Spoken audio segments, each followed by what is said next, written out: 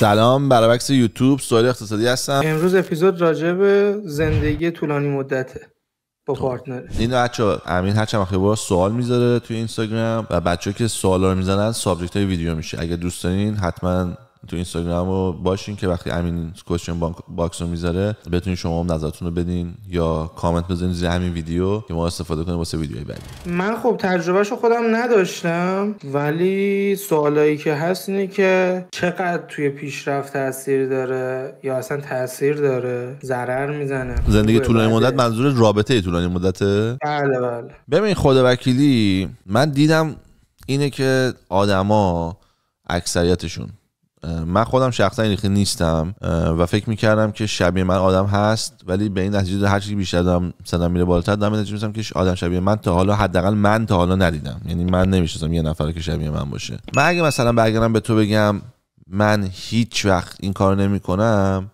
هیچ وقت اون کارو نمیکنم. خب یعنی هر اتفاقی بیفته، مثلا ما اگه با هم یه کاری بکنیم بعد خلاف، بعد من بگم که آقا هر اتفاقی افتاد من نمیگم تو بودی، تو هم نگو من بودم، که حداقل اگه مثلا یکی اون رفت زیر چرخ اون یکی به فنا نره. بعد اگه منو بگیرن هر کاری با من بکنن من امکان نداره اون یکی رو ول کنم. میگم نه آقا این قراری که ما گذاشتیم امکان نداره. شده این داستان سر من اومده، من خودم رو کشتم، هر کاری کردن گفتم نه نه نه نه، ولی آخرش بردیم مثلا. ولی اونوریش اتفاق افتاده هر دفعه 100% تایما وقتی که اون طرف اونوری قولی که به من داده بود و فهمیده اگه قولشو بشکونه به نفعش میشه قولشو شکونده. یعنی قدرت رو تو اتحاد و قدرت رو توی با هم بودن و آینده نمیبینن مردم اکثرا. برای همین وقتی به یارو میگی هفته $10 بذار تو حسابت، میگه بابا هفته $10 میخوام چیکار کنم؟ آخر ماه میشه $40، یک سالش میشه $400، 10 سال میشه $4000. من همین رفتم کازینو $4000 باختم. چی میگی هفته $10 بذار؟ اصلا نمیتونن، نمیفهمن. خب بعد من این موضوع همیشه تو زندگیم همه جوره دیدم. خب پس معنیش اینه که یه سری آدمای خیلی خیلی کم سر حرفشون وای میسن تا ابد، بیشتریت هم اینجوری نیستن. پس تو نمیتونی روی اون کوچیلی بذاری، روی اون اکثریت که بالای 90% باید بکنی. پس وقتی تو میفهمی 90% آدما وقتی که یه اتفاقی براشون بیفته که به نفعشون باشه سویچ میکنن، این شامل مادر و پدر و خواهر و برادر و دختر خاله و پسر عموت هم میشه. حالا مثال زندگی من الان یه مردیم که قدم 2 متر، زورم زیاده، تو دنیای امروزی به هم میگن الفا که خیلی مثلا واسه دخترها مهمه، نمیدونم فلان قد پول دارم، تو تختم هم مثلا اینجوری کارا رو خوب انجام میدم، از لول 1 تا 10 مثلا لول 7م. یکی میاد قدش از من 5 سانت بلندتر، قیافش از من بهتر، پولش از من بیشتر، احساساتش از من بهتر، 10% بیشتر زن منو میفهمه، 10% بیشتر بچه‌های من اصلا دوست داره از من. همه اینا اگه بیاد توی بازی من میتونم به راحتی ببینم که خانم من مثلا تو 2 ساعت منو ول کنه بره پیش این. یا یارو همه چیش بهتره، من برای چی باشم؟ حالا احتمال داره زن ما جز اون 1% باشه که بگه نه من تعهدمو دادم با سهیل میمونم. خب شانس من خودم اینو نمیتونم که بفهمم تا روزی که توش بیافتم، تا روزی که اتفاق نیفته من نمیتونم بفهمم النا این وره یا اون وره. پس من نمیدونم النا کدومه. خب پس اینو نمیتونم راجعش فکر کنم. میام لول بعدی، چند درصد النا اینه، چند درصد النا اونه. 1% النا کسیه که وفادار تا آخر عمر به من میمونه. اگه من پیرشم بعد اکسیژن فلان لازم شوشم، آیا النا این چیز پشت من هول میده ما من توش، یا اینکه میگه بابا گور پدرت من پاشم برم فرانسه فقط یک کاغذ امضا میکنم، پاچه که بزرگ شده دوباره خونه‌شه، موموکان که بزرگ شده دوباره زندگی خودشه، یه امضا میکنم فلان $1,000,000 پول میاد دستم، اینم گور پدرش. النا 1% اونیه که میگه نه من میمونم تا آخر عمر. اینو فشار میدم پشت سهیل چون سهیل من با هم عهد کردیم پیش هم بمونیم تا آخر. 99% اینه که میگه نه آقا من به نفعم الان یه امضا کنم برم اشغال زندگیمو بکنم. حالا که من اینو میفهمم باید زندگی لانگ ترم ما روی این حساب کتاب باز کنم که اگر یه روز این اتفاق افتاد من به فنا نرم و چیکار بکنم که این اتفاق نیفته. پس حالا به نظر من اکثریت مخصوصا پسرای ایرانی کاری که میکنن میان شروع میکنن عشق و محبت وحشیانه به زن دادن.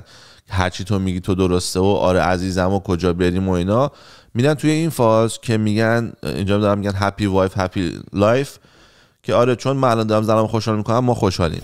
به نظر من این بدترین رسیپی واسه چیز بودن توی رابطه طولانی بودنه که تو فقط بیای طرفتو خوشحال کنی، چه هر دو طرفه، هم پسر هم دختر. برای اینکه ما یه موجود فوق العاده نمک نشناسی هستیم و وقتی ببینیم یه نفر 24 ساعت داره به ما حال میده میگیم خب این که دیگه پاچه خار ماه، بریم دیگه ببینیم چیکار میتونیم بکنیم، ببینیم دیگه کیو میتونیم جمعش بکنیم.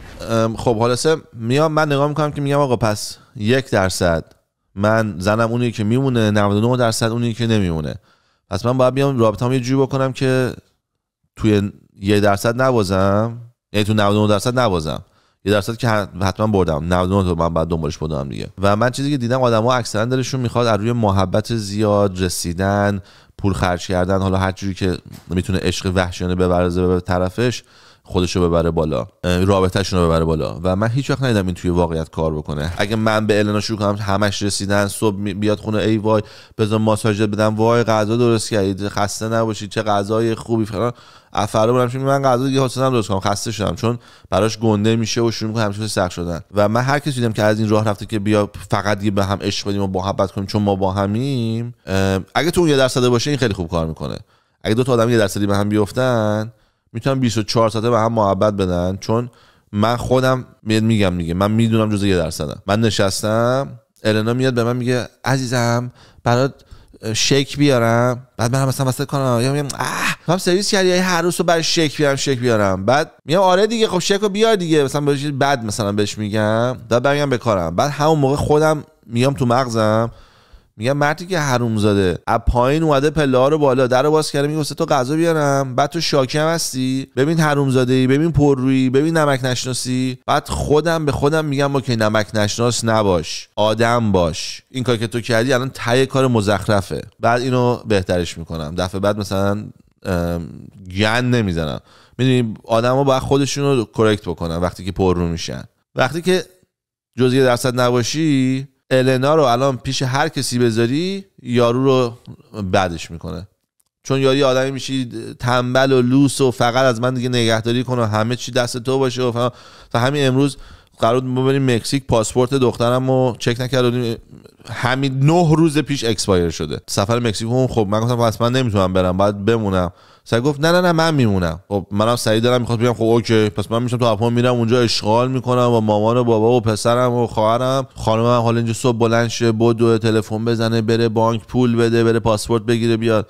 خب سریع بدن من گفت اینو انتخاب کن. بعد اون گفت نه پررو نباش، این اونجایی که با خط بکشی، این بنده خدا فقط داره حال میده، این نمیفهمه که نباید این کارو بکنه، تو که میفهمی نباید پررو بشی، نهانی تو میری مسافرت من میمونم. این اونجایی که رابطه رو گنده میکنه، این اونجایی که الان وقتی الان تو تخت خوش میشینه میگه که من بلیط هواپیما رو خریده بودم، من باید پاسپورتو چک میکردم، من نکردم، اشتباه شد، سهیل اومد جلو درست کرد، من سهیل رو اینجا میبینه.